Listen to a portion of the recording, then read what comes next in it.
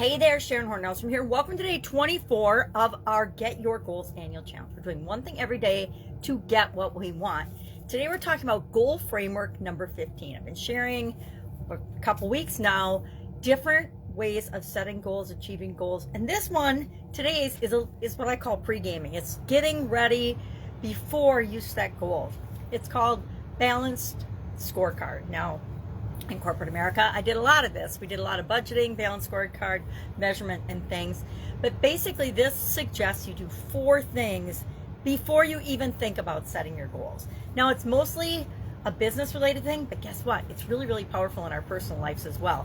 I use these tools in every area and aspect of my life, not just in my financial or my business or my career type goals and objectives. So what are these 4 steps? Number 1, one of my favorite tools I learned in college is called a SWOT analysis, SWOT. And it stands for strengths, weaknesses, opportunities, and threats. Now, this is easy to understand when you're building and growing a business, or when you have a business, or when you're at work in your career or your job. You can think about, what are your strengths? What are your weaknesses? What are the things that they tell you should work on because you annoy the heck out of other people? What are your opportunities? Do you have opportunities to get what you want, to create what you want, to create the life you want in that particular position? Or do you need to think about yourself and maybe think outside the box of that particular role, what you want to do next? What are your opportunities? What are possible opportunities? And then what are threats to your position? COVID pandemic was a threat that a lot of people didn't consider, and it impacted literally hundreds of millions of people, right? It impacted the whole planet. And I don't know that there's been very many things, none in my lifetime except this, and I'm going to sneeze, excuse me. Achoo! Achoo! Double sneeze. Ooh, one more and I could make a wish. Anyway, SWOT analysis, step 1. Think about your strengths, your weaknesses, your opportunities, and your threats. Like I said, I've used this tool literally thousands, if not 10,000 times in my life, in my career, in my coaching, in my consulting, etc. Awesome tool. It's a great framework because it's simple. It's a framework within a framework. Step 2, evaluate last year's goals. Now, if you didn't set last year's goals, just think about how last year went for you. Did it turn out? Did you achieve? Did you do? Did you have? Did you get? Did you experience the things you wanted to last year? And if you did set goals, did you make those goals? Did you achieve those goals? Where did you fall short? What are some of the lessons that you learned from last year's goal setting session? Now, if you've never, like I said, if you've never set goals before, this is your baseline and this will be your first year. Number 3, check upon your resources. What do you have? One of the most valuable things we can do for ourselves is to sit down and make a skills inventory, a stories inventory, an experience inventory, and just make lists of these things. Resources, literally physical resources. What do you have at your hand? Do you have a house? Do you have a car? Do you have clothes, right? Do you have food? Do you have income coming in, etc.? What are all of the resources at your fingertips? And then keep in mind that our relationships are also resources. We have people in our lives who are connected to other people that can help us to be, do, have, and get what we want. Not that we're using those people, but they are resources.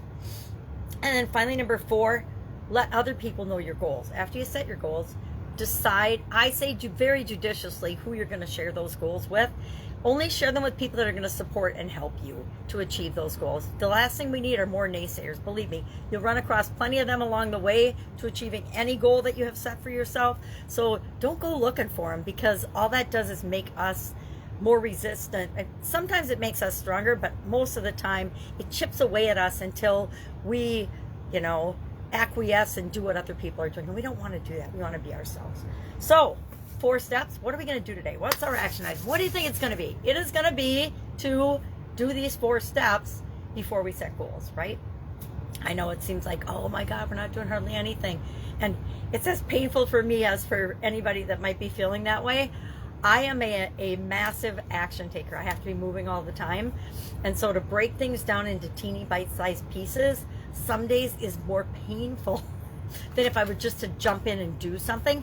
But I learned through lots of trial and error that sometimes if I just jump in and do something, I don't get the result I want if I would have just stepped back and said, well, what would be the best way for me to personally handle this situation? Sometimes it's only 30 seconds that it takes to step back and consider what are the possible results of me taking this immediate action. So I know it feels like we're dragging it out, but we're not. We are setting the foundation for a lot of different areas and aspects of your life, not just the area of goals. So, balanced scorecard, you may have, like me, literally decades of experience with this particular tool. I don't know if a balanced scorecard is a tool. It's usually just a one-pager we have in corporate America where we have all of our goals and objectives, and we check in with them every week at our weekly meetings or monthly, whatever makes sense for you.